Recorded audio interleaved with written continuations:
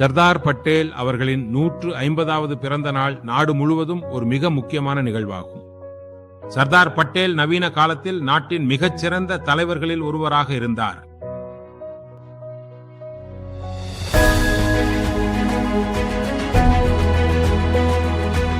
சர்தார் பட்டேல் மக்களை ஒன்றிணைக்கும் அபூர்வமான திறனை கொண்டிருந்தார். அதே சமயம் அவருடன் கருத்து வேறுபாடு கொண்டவர்களுடன் கூட நல்ல ஒத்துழைப்பை ஏற்படுத்தும் திறனும் அவருக்கு இருந்தது. சர்தார் பட்டேல் மிகச்சிறிய விஷயங்களையும் ஆழமாக கவனித்து ஆராய்ந்து பார்த்தார்.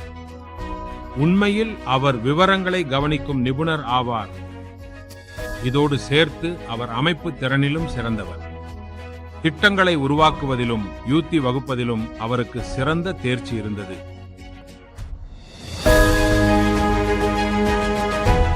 சர்தார் பட்டேல் தன் முழு வாழ்க்கையையும் நாட்டின் ஒற்றுமைக்காக அர்ப்பணித்தார்.